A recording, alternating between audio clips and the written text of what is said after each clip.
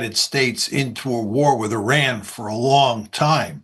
They've made their interests perfectly clear. This is true of Prime Minister Netanyahu, who has been a huge advocate of sucking the Americans into this war. And he was unable to do that until President Trump came along. And it's quite clear if you listen to President Trump and you listen to his advisors speak, the Israeli influence and the influence of the lobby on President Trump was enormous. In fact, Secretary of State Rubio effectively said, as did Speaker of the House Mike Johnson, that we went to war because Israel dragged us into this war.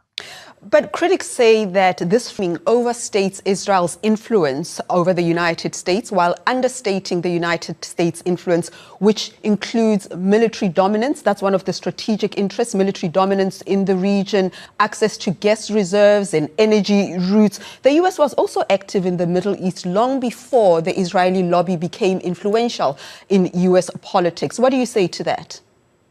There's no question that the United States has been deeply interested in the Middle East for a long time, even before Israel was created as a state in 1948. And the principal reason for that was oil.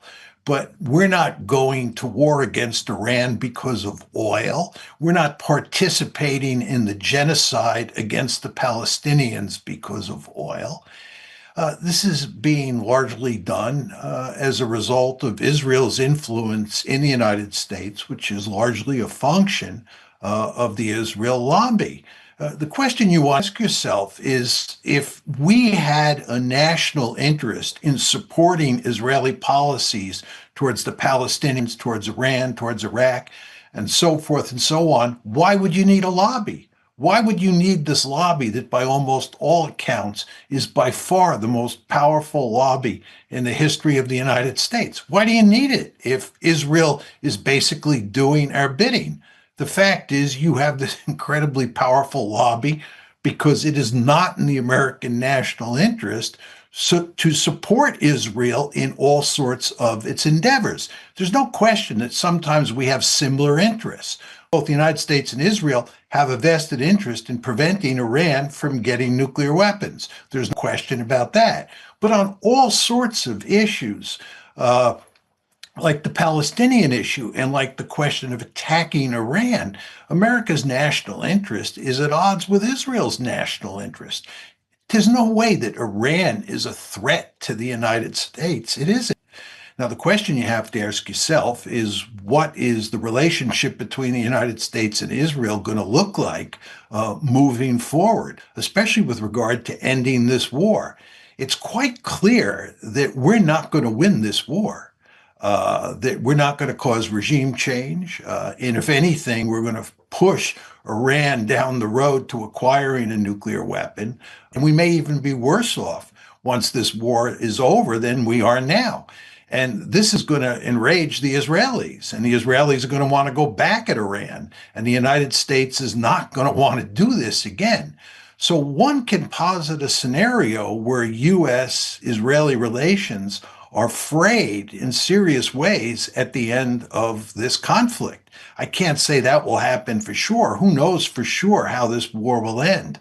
But the way things are going now, one can tell a story where the Israelis and the Americans end up at loggerheads at the end of the conflict. It sounds like you're saying the U.S. is not going to achieve its goals in this war. What did you mean by that? And let's remind ourselves, what are the real objectives here? They keep changing. Is it nuclear rollback, regime change, regional dominance? Is it a coherent story of what the goals are? Well, the story that the administration tells is not coherent because they bounce around from one rationale to another. But the main goal here, for sure, is regime change. Because if you don't get regime change, if you don't put a regime in place that is subservient to the United States and the Israelis, then you can't get Iran to give up its nuclear enrichment capability. You can't get Iran to give up its ballistic missiles, and you can't get Iran to stop supporting the Houthis, Hamas, and Hezbollah. To achieve those particular goals, you need a new regime that will cooperate with the United States and Israel.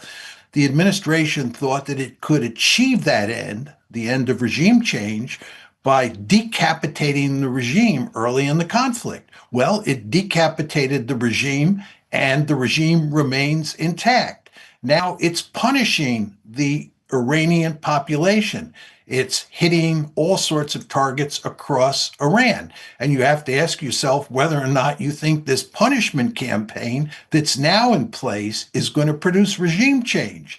And the historical record tells us very clearly that a punishment campaign executed by air power alone has never succeeded in producing regime change. This tells you there is no reason to think that we're going to get regime change in this case with air power alone. We're going to have to put boots on the ground, as we did in Iraq, if we want regime change. And we're not going to put boots on the ground. So I don't see how we end up winning this war. And I don't see anybody who can tell a plausible story about how we get favorable regime change. So airstrikes alone will not get the United States there. And you're saying that a massive ground invasion is not possible. Yet the White House Press Secretary, Caroline Leavitt, declined to rule out the possibility of a military draft if the war escalates. You don't see that? No, not at all. I mean, we did Afghanistan, we did Iraq. They turned into forever wars. The American populace has no interest in another ground war. You want to remember that when President Trump started this war on February 28th, only 20% of Americans were in favor of the war. This is the first example in our history of where a president took the country into a war where he didn't have public opinion behind him. The idea that after Iraq and Afghanistan, we're going to invade a country like Iran, which is as big as Western Europe and contains 93 million people, and occupy that country and effect regime change and do social engineering, is, in my opinion, not going to happen. I just want to talk about how President Donald Trump campaigned. He campaigned against forever wars, but recently claimed that the United States could fight wars, I quote, forever, because American weapons supplies are virtually unlimited. Yet later, he suggested the war was very complete, pretty much, another direct quote. What do you make of these mixed signals? Is a forever war feasible? Well, you want to remember that before the war started, General Kane, who President Trump handpicked to be the chairman of the Joint Chiefs of Staff, told him that the United States did not have a viable military option in Iran. This is the chairman of the Joint Chiefs of Staff. And he told him that if we fought a long war in Iran, we would be in serious trouble, because we did not have the weapon stocks. We did not have enough sophisticated weapons of a defensive sort and of an offensive sort to wage a long war. So the argument that we have an endless supply of weapons that will allow us to wage a protracted war with Iran is in contradiction to what the chairman of the Joint Chiefs of Staff said. Furthermore, if you look at the Ukraine war, one of the reasons that we were so upset about the fact that we were pouring huge numbers of weapons into the Ukraine war is because we were running down our stocks to dangerous levels. To take this a step further, go to the Pacific. Almost everybody who's looked at what a China-US war over Taiwan would look like understands that after 30 or so days, we would, in good part, run out of sophisticated munitions. So this idea that we have this inventory, this endless inventory of sophisticated weapons that we can use against Iran is simply wrong. Final question to you. The war with Iran already has a global impact on the economy, the global economy, on diplomacy, on military. What does this mean for countries like Russia and China, non-Western powers? How do they respond to this political moment? Well, I think if you take the Russians, this war is good news. I mean, as a result of the oil crisis, the Russians are greatly improving their oil sales situation. They're selling more oil than ever, and they're selling that oil at a higher price. So the idea that we, the United States, are going to cripple the Russian economy with sanctions is an argument that basically goes out the window because of this war. If anything, the Russians have a vested interest in seeing this war continue and seeing oil prices rise. They benefit from that. And as far as the war in Ukraine is concerned, it's likely that this conflict will put significant limits on how much American weaponry can be sent to Ukraine, which again favors the Russians. So the Russians actually look like a winner in this conflict. And I think the same thing is true with the Chinese. This will increase Chinese influence in the Middle East. It will increase Chinese influence around the world. They will look like a stable and reasonable regime compared to the Trump administration. So I think for those two countries, the other two great powers in the system, this war is a good thing. John Mearsheimer, thank you for... Iranians have a lot of cards to play here. That is not just to have shut down the Strait of Hormuz, but if they use Yemen to shut down the Red Sea, as you mentioned with Saudi Arabia, now they're cut off from all access. If you destroy their desalination plants, easy, no water, hit their energy fields, the no energy. And in places like Qatar, where 85 to 90% of the population are foreigners, they would begin to leave, and it would only be a desert left, which is how they found it. So it's probably one of the most vulnerable countries of the world, this state. So it is, but you would have thought they would have considered this before going into this war, because the Iranians were quite open about what they could do and what they would likely do. I know Trump said, who would have ever have thought that they would strike U.S. bases around the region? They kept saying, though, this is what we're going to do. We're going to shut down the Strait of Hormuz. We're going to attack your bases. And even now in Iraq, I'm not sure if there's Americans left, but the Europeans are pretty much all out. So it's after 23 years. So they seem to be able to, at least so far, achieve some of the objectives they set out.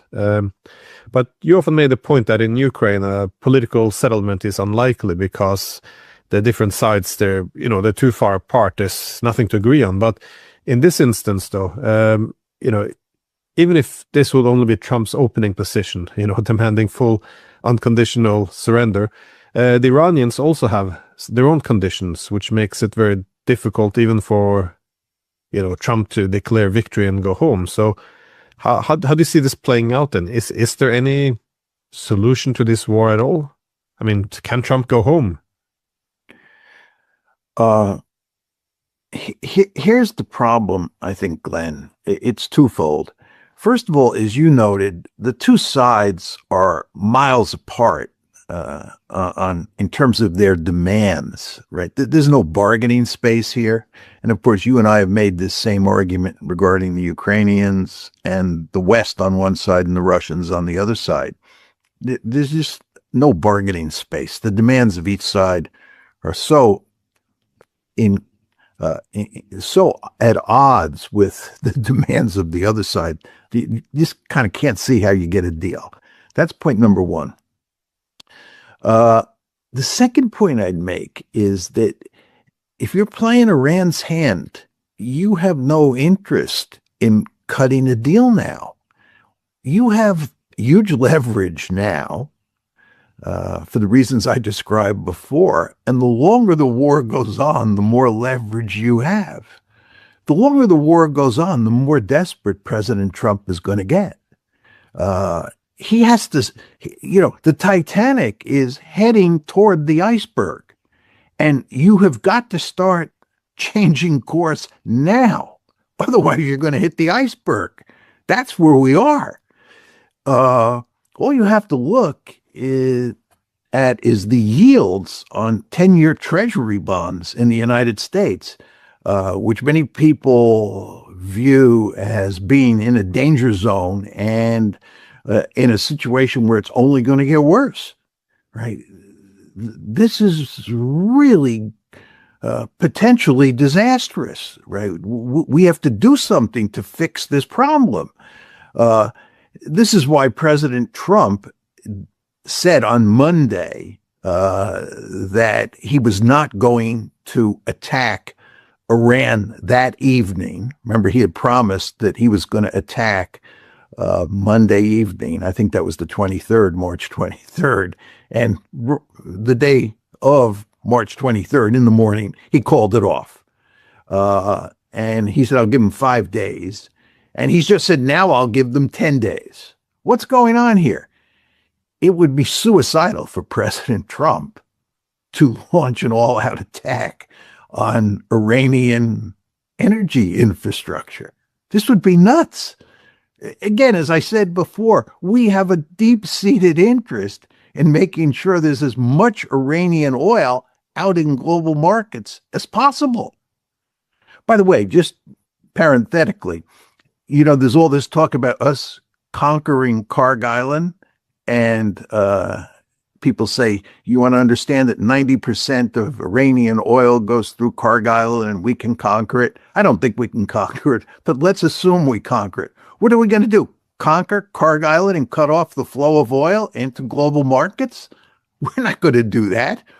You remember when President Trump said that we bombed Karg Island, he emphasized very clearly that he only hit military targets. Why did he do that? Because he understands again that you have to get that Iranian oil and you have to get that Russian oil. You have to get all the oil you can out into global markets. Because if you look at what's happening in the Strait, right, remember, about 20% of the world's oil comes through the Strait. I would argue that today it's been reduced. What comes through the Strait has been reduced to about 5% of what it was before February 28th. Just think about that. 20% of the world's oil comes through the Strait. And we're not even talking about fertilizers here, which is another huge problem, but just oil. 20% comes through the Strait. And at this point in time, only 5% of what was going through the Strait on February 27th is now going through the Strait. This is a huge problem. So this tells you that we cannot go after Iranian oil and wreck their energy infrastructure. And that means the Iranians have huge leverage over us. And the longer this goes on, when you think about the consequences for the world's food supply of all these fertilizers not making it through the Strait, and then you think about the consequences of only 5% of the pre-war flow of tankers through the Strait is now taking place, you see that the potential for disaster is huge. And the Iranians have a vested interest in stringing this out, because the more they string it out, the more desperate President Trump gets. And the more desperate President Trump gets, the more leverage they have. What's really going to cause President Trump to cave in a major way is when he comes to understand that if he doesn't shift course, the Titanic is going to hit the iceberg. And the pressure is already there. Again, that is why I believe he did not attack this past Monday, gave them 5 more days, and has now given them 10 more days. And what happens at the end of 10 days if the Iranians don't cave to his preposterous 15-point plan? Is he going to bomb Iran? Is he going to bomb their energy infrastructure? I don't think so. He has no option here. Just getting back to your original point about 5 minutes ago, to how we got into this situation, how we could have allowed ourselves to be put in such a vulnerable position. The fact is, again, Glenn, they thought they were going to win a quick and decisive victory. I've studied a lot of military history. You see this in so many cases. Countries go to war And they go to war because they're optimistic about their chances. It makes perfect sense. You don't go to war if you think you're going to lose. President Trump didn't go to war thinking he was going to end up in the situation that he is in now. He went to war thinking he was going to do another Venezuela operation, float like a butterfly, sting like a bee, bring the Iranians down, be able to proclaim victory, have a parade in New York or something like that. That's what he thought. But once that doesn't happen and you're in a war of attrition, oh, you are in deep trouble. And you are especially in deep trouble in this case because the Iranians hold so many of the cards. And again, the point I'm making to you is we want a deal now. Trump wants a deal, but he wants a deal on his terms, but he can't get a deal on his terms. And in fact, again, just to repeat myself, because I think it's such an important point, the Iranians have a vested interest in just letting this one go. And at some point down the road, when they have much more leverage then than they do now, then trying to work out a deal on that's favorable to them. I think that's an important point, which important that people also understand, that the idea that time is on the Iranian side, because if you look at the military component, the Iranians can continue to just pump out these very cheap drones. You know, it's easy to manufacture. They're cheap. The industrial potential can remain, and these $5,000 drones are sent, and the US has to use this $1 million interceptive missile. So they can continue to pump the drones while the US diminishes its potential. So again, time is on their side, and also as you said, in the economic era, they're actually making more money now that the prices are going up. So while the US is going somewhere very dark and dangerous, so it does. I can see, if you were advising the Iranians, you would say, you're not in a rush to wrap this one up, especially when these are the deals or the terms they're putting on the table. But I was wondering, when he started this countdown, first 48 hours, then 5 days, then 10 days, it reminded me a little bit about what he did with the Russians. He was also putting, I think, 50 days, then he went down to 12 days. When the countdown was over, Russia was going to be hit by the toughest sanctions ever. And when the clock finally ran out, instead, he's called Putin and they agreed to meet in Alaska. So it just pushed the whole thing aside. But is there something similar that can happen here? Because I guess the difference is that the Russians really wanted a deal, but for the Iranians, it's unclear what Trump can actually deliver.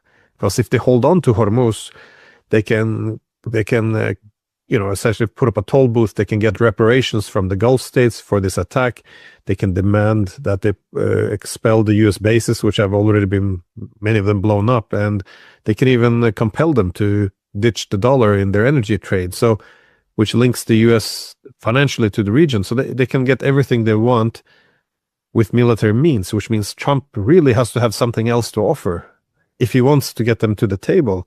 I'm just wondering, what is it? If Trump calls you, how do we, avoid the iceberg? How do we get out of here? What can he do at this point in time? The truth is, he is going to have to make major concessions to the Iranians. And it will be clear when he makes those major concessions that the Iranians won a clear victory. It will be a humiliating defeat for the United States. If he wants to end this, given what you and I have been saying about what happens is you go up the escalation ladder and the fact that there is no easy exit strategy here, he really has no choice in the final analysis but to cave in to most of Iran's demands and accept a humiliating defeat. And that will be extremely hard to do. And it'll be extremely hard to do in part because of Israel. The Israelis will not want us to make any concessions. The Israelis will want us to continue the war. But I think this will be a case where we will be so desperate to avoid a global catastrophe that Trump will ignore the Israelis and do what he has to do. Now, he may not do that, right? He may feel that he just can't make the necessary concessions, that the Iranian demands are just too outrageous. And those Iranian demands would be hard for anyone to swallow, anybody in the White House, whether it's President Trump, President George H.W. Bush, Ronald Reagan, Franklin D. Roosevelt. The demands that the Iranians are making are really quite amazing. So even if you accept only, 75% of them or even 50% of them, that would be very difficult to do. And this is the enormous problem that he faces. And one can easily imagine, let me take away the word easily, one can imagine him not accepting a deal and just thinking that he can stick it out. And the end result is we'll basically go off a cliff economically. I think a lot of people don't see that as a serious possibility at this point in time. But I think if you look at newspapers like the Financial Times and the Wall Street Journal carefully, you look at the business section, the articles that are written about the economy and about fertilizers and food and so forth and so on, you see that we could very easily go off a cliff here. We're talking about a serious situation, and it's not clear what President Trump will do. As I like to say, Glenn, I think that when you study international history, there are these handful of cases that stand out where policymakers get into desperate situations. And when policymakers get into desperate situations, they sometimes roll the dice. They do things that lead to catastrophe. And my favorite example here is the Japanese decision-making process that led to Pearl Harbor. The United States was squeezing Japan economically between the summer of 1940 and Pearl Harbor, which was December 7th, 1941. And we really began to squeeze starting July 25th, 1941. This is shortly after the Wehrmacht invaded the Soviet Union, and we were really putting pressure on Japan after that. And the Japanese were desperate because they were heavily dependent on the United States. They were remarkably dependent on the United States for oil, scrap iron, and scrap steel. And we had basically made it impossible for them to import those things from the United States. We had frozen their assets, their economic assets, and they were just desperate. And they understood full well that attacking the United States at Pearl Harbor was likely to end in catastrophe. It's very important to understand this. The Japanese understood that they were attacking Godzilla and that it was likely to end in disaster. But they did it anyway because they were desperate. And when the level of desperation reaches a certain point, states, countries, leaders sometimes do remarkably foolish things that end up with catastrophic consequences. And this, of course, is what happened with the Japanese. So the question you have to ask yourself is, what is President Trump going to do as his level of desperation increases?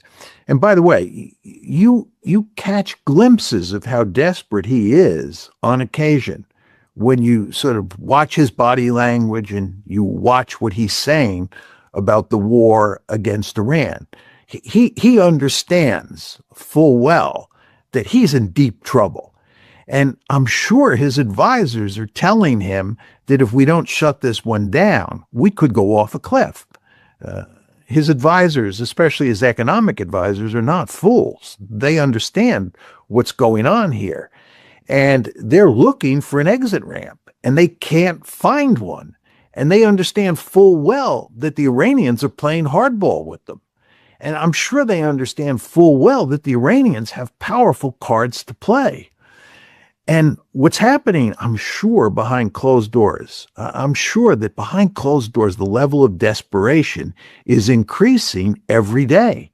And they're searching, they're looking for a solution here.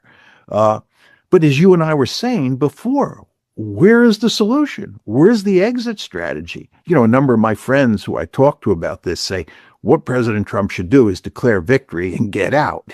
He can't do that. Who's going to believe that that he achieved a victory? Furthermore, the other side gets a vote in this one, and the other side's not going to quit. Right? They're going to continue to put pressure on the United States, and they're going to continue to put pressure on Israel, even if we say we won. They want us completely out of the Middle East. This is truly remarkable. One of their demands is they just want us to go home. Is President Trump going to declare victory and go home? I don't think so. He may declare victory, but he's going to stay there militarily, maybe not employ military force against Iran, but we'll be there. And the Iranians will continue to attack us. So declaring victory and getting out, so to speak, where does that leave you? Nowhere. So he's got to figure out a way to shut this one down. And that means reaching some sort of modus vivendi with Iran. How does that happen? You know, again, this goes back to our earlier discussion of that 15-point plan that Trump put forward, and then the various demands that the Iranians are putting forward. You know, how do you find some bargaining space there? And again, I don't see how you do it. You know, the Iranians have no incentive.